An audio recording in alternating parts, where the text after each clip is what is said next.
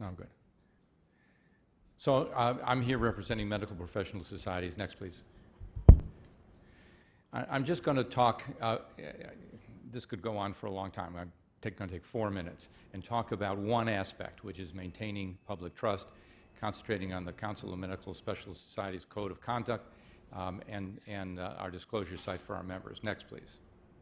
So CMSS is a society of societies. 39 of the leading medical societies got together and wrote our code. It's on the CMSS website. It was like herding cats, pulling teeth, and all the other analogies, but we finally got together.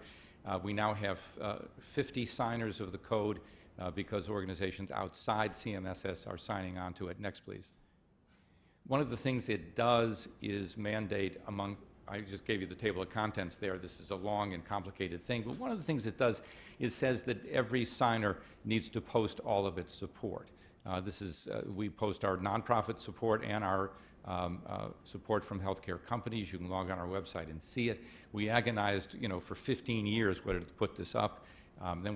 Because we thought it would be just so unbelievably controversial, then we put it up 3 years ago, and we've never got a single comment on it. So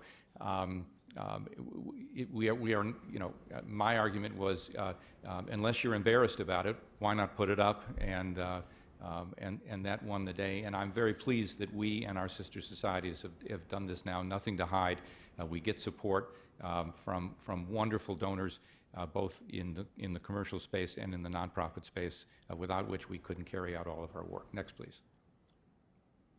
We also have, along with our sister societies, strict policies on disclosures of relationship with companies. Again, disclosure of relationships. They are not necessarily conflicts. They're decided on later. We just published the 3rd iteration of our disclosure policy, and which gives an opportunity for a whole new group of critics to tell us we got it wrong. Next, please. And we've rolled out a new disclosure management system with this. We used to have 3 different disclosure sites.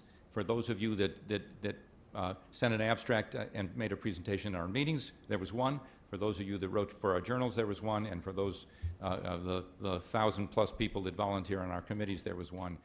And it drove our members nuts. So we put together a single disclosure site, and you disclose everything. So it's no longer disclose items that are relevant to the subject matter at hand. It's now you disclose everything. We put it all out there. If you're embarrassed about it, don't write or don't volunteer. And the members have said, fine, if you can do it with a single site, we'll do anything, and it works. Next, please. Which makes us ask the question, could we have a harmonized and centralized disclosure system for everybody?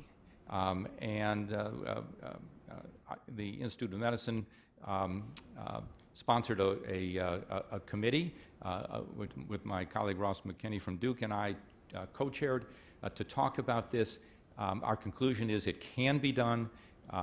It will make the world a better place for our researchers if we do this. This is not rocket science. This can be done. It's not going to be trivial, but it can be done. And I hope that towards the end of this year or early next year, you will see the pilot of this site, and we will finally have a consistent site that anyone who needs to disclose can disclose to, and all of us who need to grab disclosure information can get it. Next, please. In summary, medical professional societies, this is about 2% of what we're doing, have been active in creating transparent and trustworthy processes designed to maintain public trust. Disclosure of relationships and management of conflicts have been a key objective, and finally having a uniform disclosure system would be an important step forward.